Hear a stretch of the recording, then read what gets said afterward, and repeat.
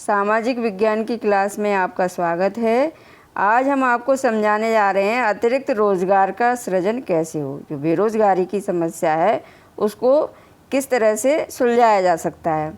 तो समझें, कृषि क्षेत्र में अल्प बेरोज़गारी की गंभीर स्थिति बनी हुई। ये कल समझाया था। जो है कुछ लोग ऐसे हैं जिन्हें बिल्कुल रोज़गार नहीं मिला है।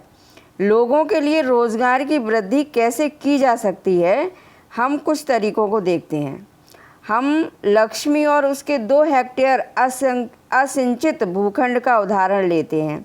उसके परिवार की भूमि की सिंचाई हेतु एक कुएं का निर्माण करने के लिए सरकार कुछ मुद्रा व्यय कर सकती है या बैंक ऋण प्रदान कर सकती है। तो इससे क्या होगा, उसकी भूमि पर सिंचाई की व्यवस्था हो जाएगी। जो तब लक्ष्मी अपनी भूमि की सिंचाई करने में सक्षम होगी और रबी के मौसम में एक दूसरी फसल गेहूं वो उपजाती है। इस प्रकार हम मान लेते हैं कि 1 हेक्टेयर गेहूं की फसल 2 लोगों को 50 दिनों तक रोज़गार प्रदान कर सकती है। अतः परिवार के 2 अन्य सदस्यों को रोज़गार मिल सकता है। अब ऐसे कई खेत हैं और दूसरे जिनकी सिंचाई के लिए एक नए बांध का निर्माण किया जा सकता है या एक नहर खोदी जाती है। इससे कृषि क्षेत्र में रोज़गार के अनेक अवसर सृजित हो सकेंगे। और वो किस तरह से हो सकेंगे कि मतलब एक ही फसल के अलावा दो फसलें 3 फसलें किसान ले सकता है और अल्प बेरोज़गारी की समस्या अपने आप कम हो जाएगी। अब मान लेते हैं कि लक्ष्मी और दूसरे किसान पहले की तुलना में अधिक उत्पादन करते हैं। तो इससे क्या होगा, इससे उन्हें कुछ उत्पाद बेचने की भी आवश्यकता होगी और इसके लिए उन्हें अपना उत्पाद नज़दीक के शहरों में ले जाने की आवश्यकता हो सकती है। यदि सरकार परिवहन और फसलों के भंडारण पर अथवा बेहतर ग्रामीण सड़कों के निर्माण पर कुछ पैसा निवेश करती है तो छोटे ट्रक सब जगह पहुंच जाते हैं और इस तरीके से लक्ष्मी जैसे अनेक किसान जिन्हें अब पानी की सुविधा उपलब्ध है, फसलों की उपज और विक्रय कर सकते हैं। और इस कार्य से केवल किसानों को ही उत्पादक रोज़गार उपलब्ध नहीं होगा, बल्कि परिवहन और व्यापार जैसी सेवाओं में लगे लोगों को भी रोज़गार प्राप्त हो सकता है। लक्ष्मी की ज़रूरत केवल पानी तक ही सीमित नहीं है। खेती करने के लिए उसे बीजों की ज़रूरत है, उर्वरकों, जो रासायनिक खादें होती हैं, कृषिगत उपकरण क्या हैं, जैसे ट्रैक्टर है, थ्रेसर है, इस तरह के, और पानी निकालने के लिए पंप सेटों की भी ज़रूरत होगी। एक निर्धन किसान होने के कारण वह सभी चीज़ों पर खर्च नहीं कर सकती, इसलिए उसे साहूकारों से पैसा उधार लेना होगा और उच्च ब्याज दर पर उस पैसे को वापस करना पड़ेगा। यदि स्थानीय बैंक उचित ब्याज दर पर उसे साख प्रदान करती हैं तो वह इन सब चीज़ों को उचित समय पर खरीदने में अपनी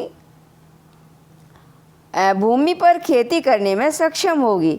तात्पर्य यह है कि पानी के साथ साथ कृषि में सुधार के लिए किसानों को सस्ते कृषि साख भी प्रदान करने की ज़रूरत है।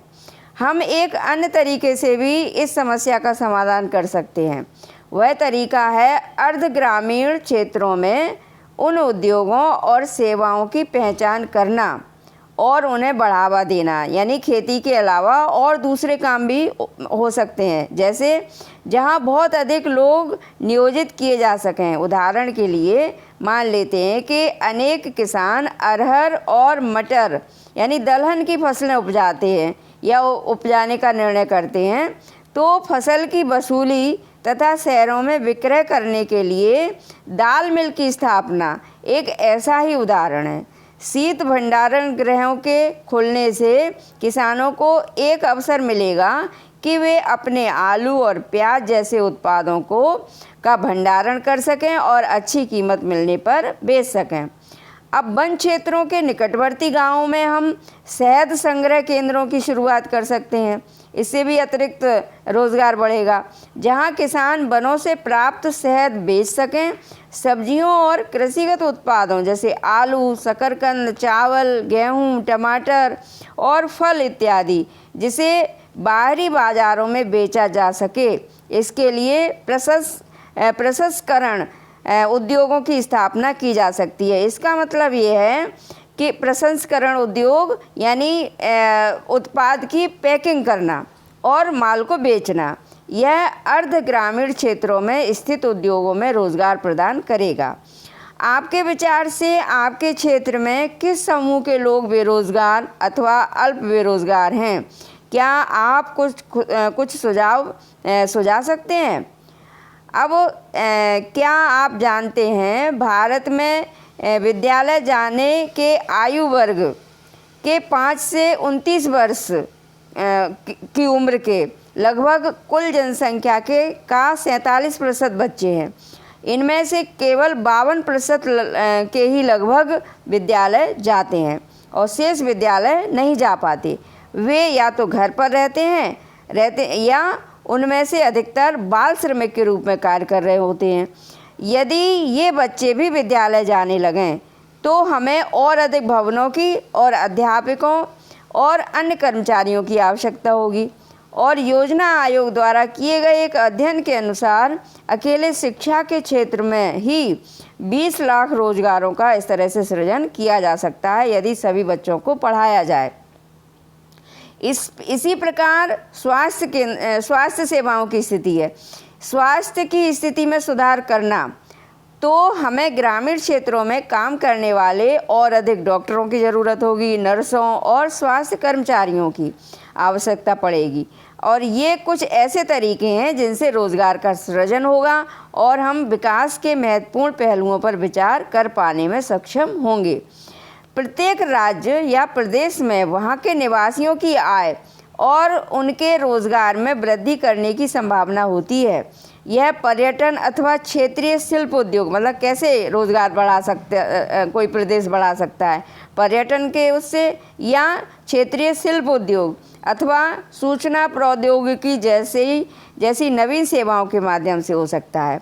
इनमें से कुछ के लिए समुचित योजना एवं सरकारी सहायता की आवश्यकता होगी।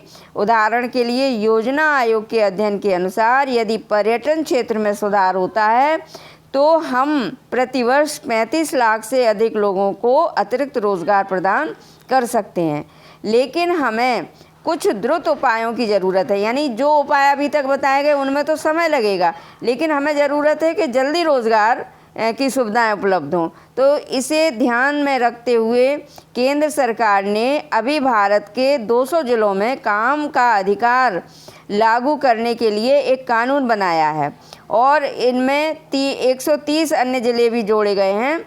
1 अप्रैल 2008 से शेष ग्रामीण क्षेत्रों में काम शुरू किया गया है।